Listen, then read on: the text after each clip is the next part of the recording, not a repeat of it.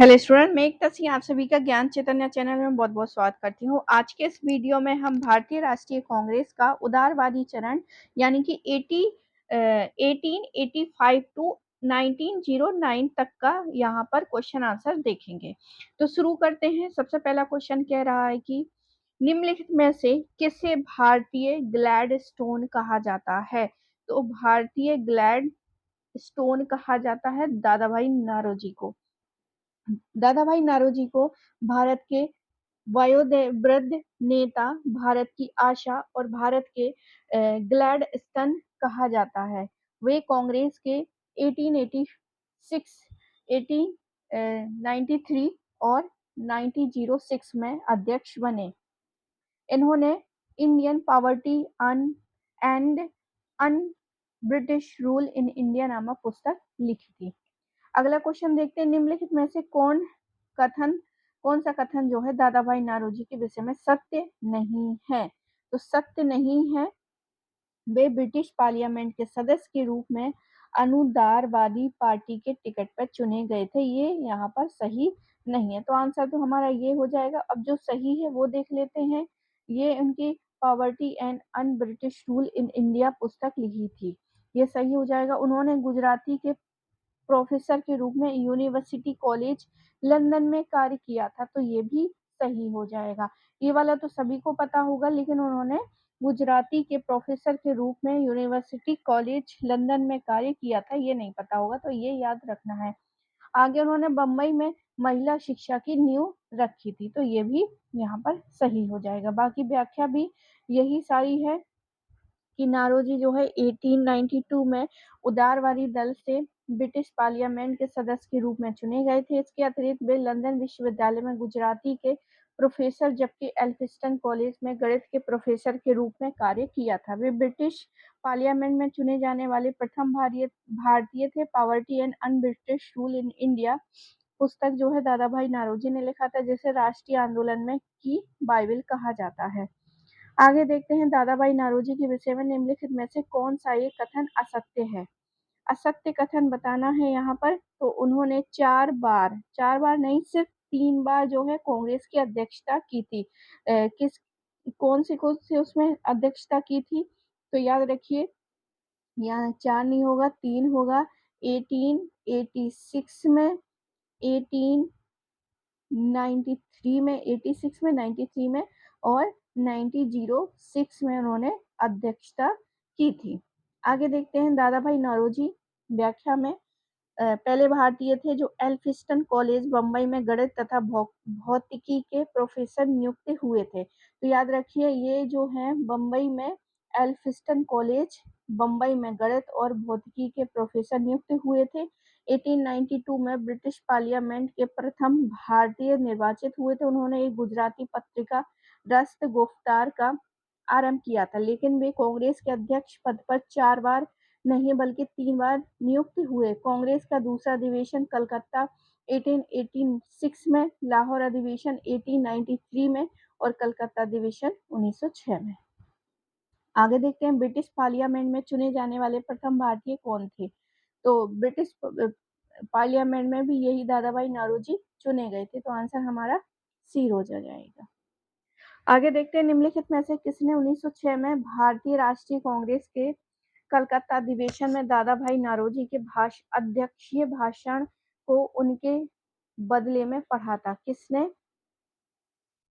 तो आंसर हो जाएगा गोपाल कृष्ण गोखले। मोहम्मद अली जिन्ना दादा भाई नौरोजी के सचिव थे। उन्होंने 1906 में भारतीय राष्ट्रीय कांग्रेस के कलकत्ता अधिवेशन के लिए दादा भाई नौरोजी का भाषण तैयार किया था, किंतु इस भाषण के अधिवेशन में गोपाल कृष्ण गोखले ने पढ़ा था। आगे देखते हैं। यहाँ पे एक कोटेशन दिया गया है कि राजा जनता के लिए बने और जनता राजा के लिए नहीं बनी है। राष्ट्रीय आंदोलन के दौरान निम्नलिखित में से किसने ये वक्तव्य दिया था, तो आंसर हो जाएगा हमारा दादा भाई नौरोजी ने। दादा भाई नौरोजी का संबंध कांग्रेस की पहली पीढ़ी से संबंधित उन नेताओं से है जो भारत में ब्रिटिश राज्य को वरदान मानते थे। उनको उदारवादी विचारधारा में पूर्ण विश्वास था तथा उनका मानना था कि ब्रिटिश भारत में जो कर रहे हैं उनकी जानकारी इंग्लैंड की जनता को नहीं है, इसलिए उन्होंने un British rule in India नामक पुस्तक लिखी तथा ब्रिटिश हाउस ऑफ कॉमन का चुनाव लड़कर निर्वाचित हुए। उनका उद्देश्य ब्रिटिश जनता को भारत में अन ब्रिटिश रूल के बारे में जागरूक करता है। इसी संदर्भ में उनका उपयुक्त कथन सही है, यानी कि सी ऑप्शन सही है। आगे देखते हैं निम्नलिखित में से कौन गोखले के राजनीतिक गुरु थे। तो आंसर यहाँ पर हो जाएगा एमजी रानाडे। एमजी रानाडे जो हैं वो गुरु थे गोखले के। महाराष्ट्र के सुकरात के रूप में प्रसिद्ध हैं, इनको महाराष्ट्र का सुकरात भी कहते हैं। गोपाल कृष्ण गोखले के राजनीतिक गुरु थे और गोखले को इंपीरियल लेजिस्लेटिव काउंसिल का सदस्य चुना गया। उन्हें वित्तीय मामलों की अद्वितीय समझ तथा उस पर अधिकार पूर्ण बहस करने की क्षमता के कारण उन्हें विपक्ष का नेता जैसे पद से विभूषित किया गया। 1905 में उन्होंने भारत सेवक समाज सर्वेंट ऑफ इंडिया सोसाइटी की स्थापना की। तो यहाँ पर अगर हम गुरुओं की बात करें तो एम जी रानाडे का शिष्य गोखले और गोखले के शिष्य होंगे महात्मा गांधी जी। तो यहाँ पर गोखले महात्मा गांधी जी के राजनीतिक गुरु हुए। आगे देखते हैं निम्नलिखित में से कौन उग्र राष्ट्रवादी नेता नहीं था। उग्र राष्ट्रवादी नेता नहीं था, तो आंसर हो जाएगा जी के गोखले।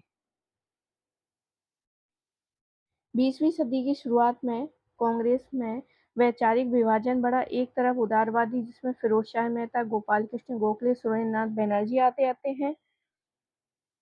हैं जो भारत में ब्रिटिश राज को वरदान मानते हैं तथा उसकी एक अच्छाइयों में भरोसा करते थे। दूसरी तरफ उग्रवादी जिसमें अरविंद घोष, तिलक, लाला लाजपत राय, बिपिन चंद्र पाल थे, उन्हें अंग्रेजी राज्य की इच्छाओं में भरोसा नहीं था तथा ये संघर्ष एवं प्रतिरोध के माध्यम से लक्ष्यों को हासिल करना चाहते थे।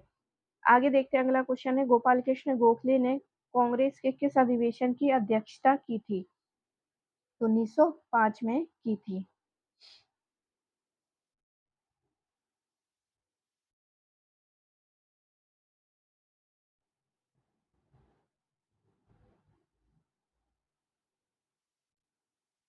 आगे देखते हैं गोपाल कृष्ण गोखले किस वर्ष में भारत सेवक मंडल, इसको भारत सेवक मंडल भी कहते हैं, वैसे सर्वेंट ऑफ इंडिया सोसाइटी की नाम से भी इसको ये जाना जाता है। तो भारत सेवक मंडल हो या सर्वेंट ऑफ इंडिया सोसाइटी की स्थापना किस सन में हुई थी। तो 1905 में। गोपाल कृष्ण गोखले वर्ष 1905 में सर्वेंट ऑफ इंडिया सोसाइटी की स्थापना की जिसमें नौजवानों को सार्वजनिक जीवन के लिए प्रशिक्षित किया जा सके। अगला क्वेश्चन है भारतीय राष्ट्रीय कांग्रेस ने निम्नलिखित में से किस अधिवेशन में निकासी के सिद्धांत को औपचारिक रूप से स्वीकार किया था। तो यहाँ पर बिल्कुल कोई सा भी ऑप्शन यहाँ पर सही नहीं है। आगे देखते हैं आंसर, देखते हैं यहाँ पर व्याख्या। भारतीय राष्ट्रीय कांग्रेस ने 1896 में कलकत्ता अधिवेशन में निकासी के सिद्धांत को औपचारिक रूप से स्वीकार किया। दादा भाई नौरोजी, आर.सी. दत्त वाचा द्वारा प्रतिपादित निकास का सिद्धांत अंग्रेजों की भारत में आर्थिक भूमिका पर दोषारोपण था। इस सिद्धांत का कालांतर में उग्रवादी दल वालों ने अंग्रेज को बदनाम करने के लिए प्रचुर प्रयोग किया। आगे देखते हैं 20वीं शताब्दी के आरंभिक 2 दशकों में भारतीय राष्ट्रीय कांग्रेस का मुख्य लक्ष्य क्या था। तो औपनिवेशिक स्वायत्तता। भारतीय राष्ट्रीय कांग्रेस के आरंभिक 2 दशकों में उदारवादियों का प्रभाव था। उनका मानना था कि अंग्रेज भारतीयों को शिक्षित करना चाहते थे। वे मानते थे कि ब्रिटेन से भारत का संपर्क होना भारतीयों के हित में, इसलिए वे औपनिवेशिक स्वायत्तता के पक्षधर थे। आगे निम्न में से कौन मध्य मार्गी नहीं था। आंसर हो जाएगा बाल गंगाधर तिलक। आगे देखते हैं बाल गंगाधर तिलक, लाला लाजपत राय और बिपिन चंद्र पाल कांग्रेस के गर्म दल से संबंधित थे, मतलब इनके जो विचार थे बहुत ही उग्रवादी विचारधारा रखते थे। किसने भारतीय राष्ट्रीय कांग्रेस पर प्रार्थना, याचना तथा विरोध की राजनीति करने का आरोप लगाया था, तो आंसर हो जाएगा बाल गंगाधर तिलक।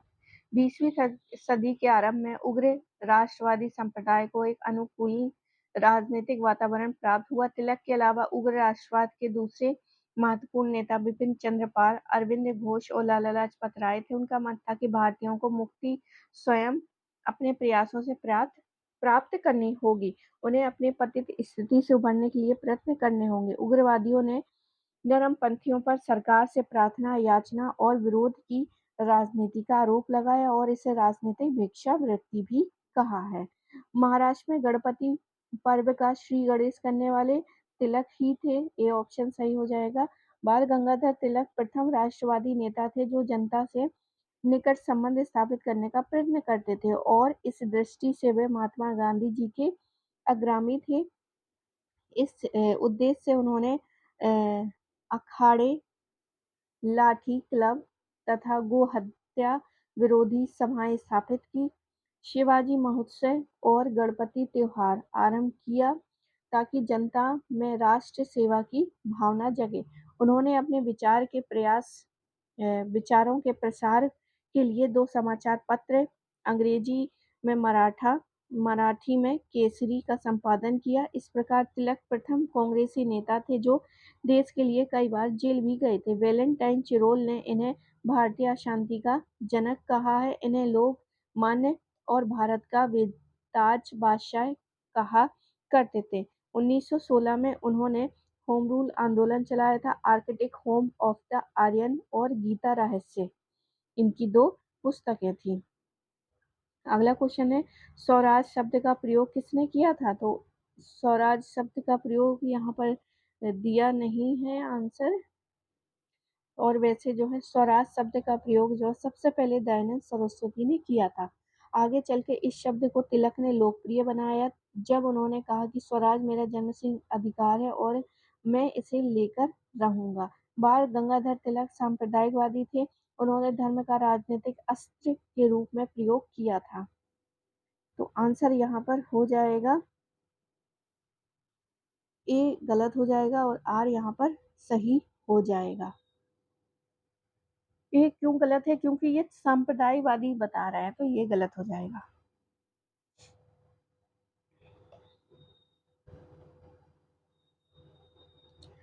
वैसे इन्होंने जो हिंदू त्योहार जैसे कि गणपति उत्सव, शिवाजी उत्सव, 93 में गणपति उत्सव, 1895 में शिवाजी उत्सव आदि को मानने का उद्देश्य जो है आत्मगौरव एवं राष्ट्रीय एकता से जुड़ा है। अतः माना जाता है कि उन्होंने धर्म का राजनीतिक अस्त्र के रूप में प्रयोग किया था। इसलिए हमारा ए ऑप्शन गलत हो जाएगा, आर जो है सही हो जाएगा। अगला क्वेश्चन देखते हैं, भारतीय राष्ट्रीय कांग्रेस को किसने भीख मांगने वाली संस्था यानी बेगिंग इंस्टीट्यूट कहा है? तो तिलक जो है सॉरी यहाँ पर जो है बीसी पाल होंगे। बीसी पाल, भीख मांगने वाली संस्था जो है बीसी पाल। बीसी पाल ने भारतीय राष्ट्रीय कांग्रेस को भीख मांगने वाली संस्था बेगिंग इंस्टीट्यूट कहा है। आगे देखते हैं, निम्नलिखित में से किसने कांग्रेस के प्रारंभिक अधिवेशन को 3 दिवसीय तमाशा कहा था? 3 दिवसीय तमाशा, तो आंसर हमारा हो जाएगा अश्विनी कुमार दत्त। ये कहते हैं कि ये जो कांग्रेस है ये 3 दिवसीय तमाशा मात्र है। तो आई होप आपको ये वीडियो पसंद आए होंगे। पसंद आए हो तो प्लीज लाइक करें, शेयर करें, सब्सक्राइब करें। मिलते हम अगले वीडियो में। पूरा वीडियो देखने के लिए आप सभी का बहुत बहुत धन्यवाद।